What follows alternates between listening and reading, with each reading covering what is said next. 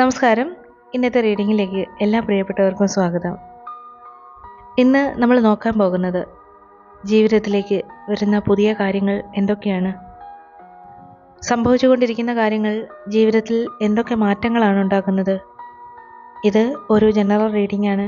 പോസിറ്റീവായിട്ടുള്ള കാര്യങ്ങൾ നിങ്ങൾ സ്വീകരിക്കുക. ഇപ്പോൾ ഏതെങ്കിലും കാര്യങ്ങൾ ഓർത്ത് അത് നടത്തിയെടുക്കുവാനുള്ള പരിശ്രമം നിരന്തരമായിട്ട് നടത്തുകയാണെങ്കിൽ വളരെ ആഗ്രഹത്തോടു കൂടി അത് നടക്കാനായിട്ട് അങ്ങേയറ്റം പരിശ്രമിക്കുന്ന ഒരു സമയം തന്നെയാണ്. അതുമാത്രമല്ല, ഒരുപാട് പ്രാർത്ഥനകളും ഉള്ളിലുണ്ട്. ആ ഒരു കാര്യം പൂർണ്ണതയിലേക്ക് എത്താനായിട്ട് ഈ പ്രപഞ്ചശക്തി നിങ്ങളെ സഹായിക്കുക തന്നെ ചെയ്യും.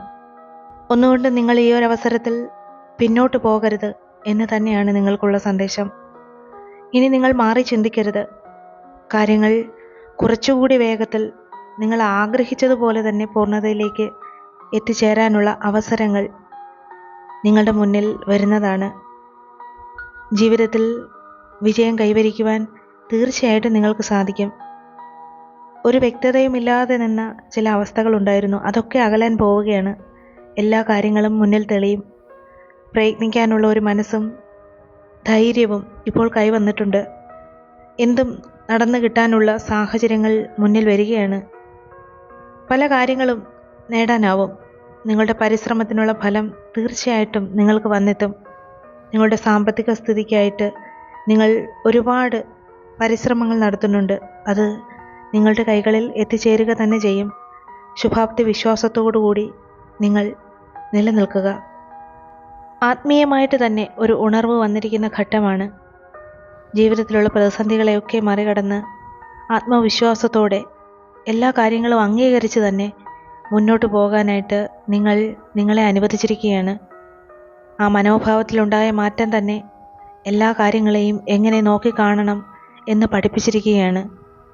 നമ്മൾ ഇങ്ങനെ മുന്നോട്ട് പോകുമ്പോൾ എന്തെങ്കിലുമൊക്കെ പ്രതികൂലമായിട്ടുള്ള അവസ്ഥകൾ ജീവിതത്തിലൂടെ കടന്നു പോകാറുണ്ട്.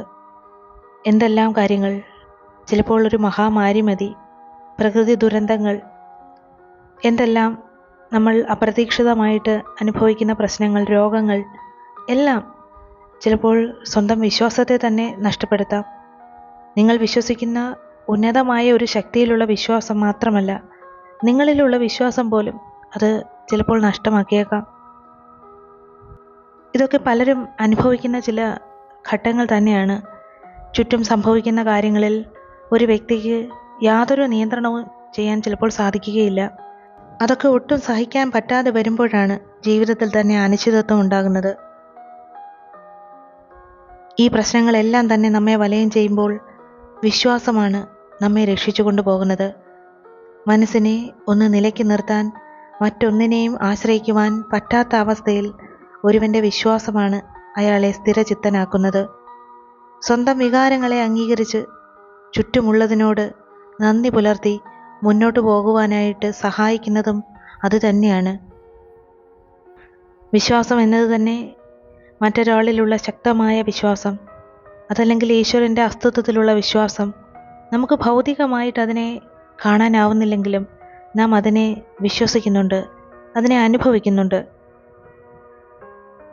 പ്രശ്നങ്ങളും പ്രതിസന്ധികളും വേദനകളും രോഗങ്ങളും എല്ലാം കൊണ്ടും നമുക്ക് ഒന്നും മറികടക്കാനാവാത്ത സാഹചര്യത്തിൽ ഈശ്വരൻ അത്ഭുതം പ്രവർത്തിക്കും എന്ന് നാം വിശ്വസിക്കുന്നു.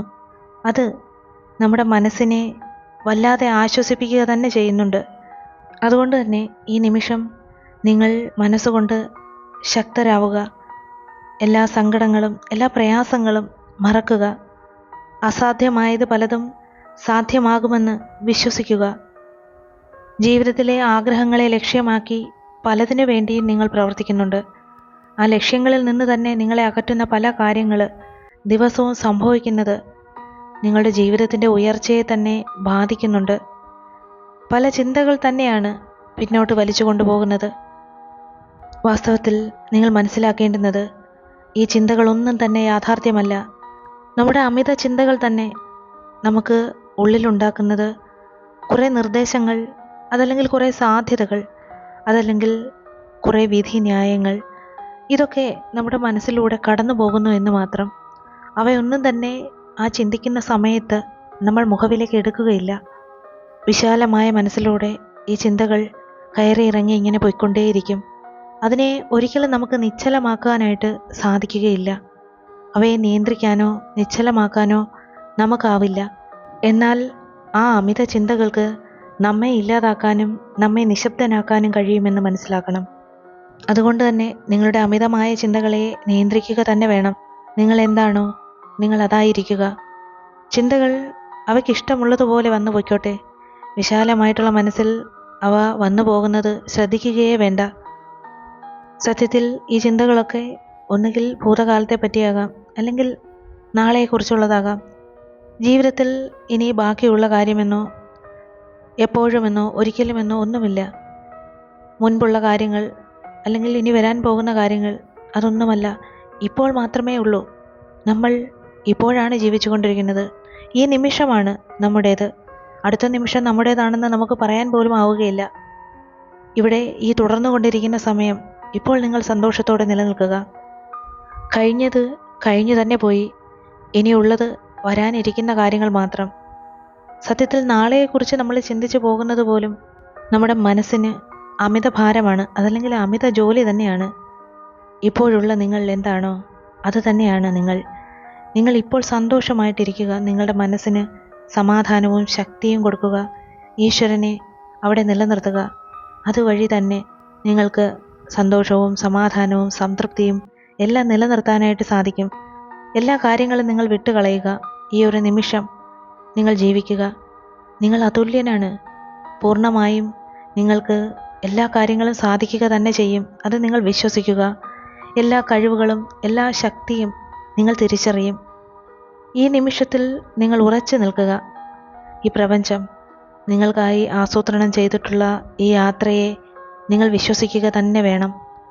എല്ലാ മേഖലയിലും നിങ്ങൾ ഭയം ഒഴിവാക്കി വിശ്വാസത്തോടു കൂടി മുന്നോട്ട് പോവുക. നിങ്ങൾക്ക് ചുറ്റും ദൈവീകമായിട്ടുള്ള ഒരു സംരക്ഷണം തന്നെയാണുള്ളത്. പോസിറ്റീവായിട്ടുള്ള എനർജിയാണ് നിങ്ങളുടെ ചുറ്റും ഇപ്പോഴുള്ളത്. ഈ പ്രപഞ്ചത്തിൻ്റെ സമയക്രമത്തിൽ നിങ്ങൾ വിശ്വസിക്കുക തന്നെ വേണം. അതിനോട് ക്ഷമ കാണിക്കുക. എനിക്കുള്ളതെല്ലാം എന്നിലേക്ക് വന്നു ചേരും എന്ന് നിങ്ങൾ വിശ്വസിക്കണം. നിങ്ങളുടെ നന്മയ്ക്കായിട്ട് ഉപകരിക്കാത്തതിനെയാണ് നിങ്ങളിപ്പോൾ നഷ്ടപ്പെടുത്തിയിരിക്കുന്നത് എന്ന് നിങ്ങൾ കരുതുക. നിങ്ങൾ ഒന്നുകൊണ്ടും സങ്കടപ്പെടുകയില്ല. നിങ്ങളുടെ ജീവിതത്തിൽ എല്ലാ അനുഗ്രഹങ്ങൾക്കും നിങ്ങൾക്ക് യോഗ്യതയുണ്ട്. നിങ്ങളുടെ ജീവിതത്തിലേക്ക് വന്നു ചേർന്ന അനുഗ്രഹങ്ങളിലെല്ലാം തന്നെ നിങ്ങൾ നന്ദിയുള്ളവരുമാണ്. നിങ്ങൾ ആഗ്രഹിക്കുന്നതെല്ലാം തന്നെ നിങ്ങൾക്ക് വന്നു ചേരും. നിങ്ങളുടെ കുടുംബത്തിൽ സുഖവും സന്തോഷവും സമാധാനവും എല്ലാം നിലനിൽക്കും. അനുഭവിക്കുന്ന എല്ലാ കഷ്ടതകളിൽ നിന്നും നിങ്ങൾ പുറത്തു വരും. എല്ലാ പ്രതിസന്ധികളെയും നിങ്ങൾ അതിജീവിക്കും. നിങ്ങളൊരു വരുമാനത്തിനായിട്ട് വളരെയധികം കഷ്ടപ്പെടുന്നുണ്ടെങ്കിൽ അത് നിങ്ങളിലേക്ക് എത്തുക തന്നെ ചെയ്യും. നിങ്ങൾ ക്ഷമയോടുകൂടി കാത്തിരിക്കുക. അതിനു വേണ്ടിയിട്ട് നിങ്ങൾ കുറച്ച് പ്രയത്നിക്കുക. ഈശ്വരൻ എല്ലാം അറിയുന്നുണ്ട്. അവസരങ്ങൾ നിങ്ങളുടെ മുന്നിൽ വരും. അത് നിങ്ങൾ കണ്ണു തുറന്ന് കാണണം. ജീവിതത്തിലും ബന്ധത്തിലും എല്ലാം അനുഭവിക്കുന്ന എല്ലാ അസ്വസ്ഥതകളും ഒഴിഞ്ഞു മാറും.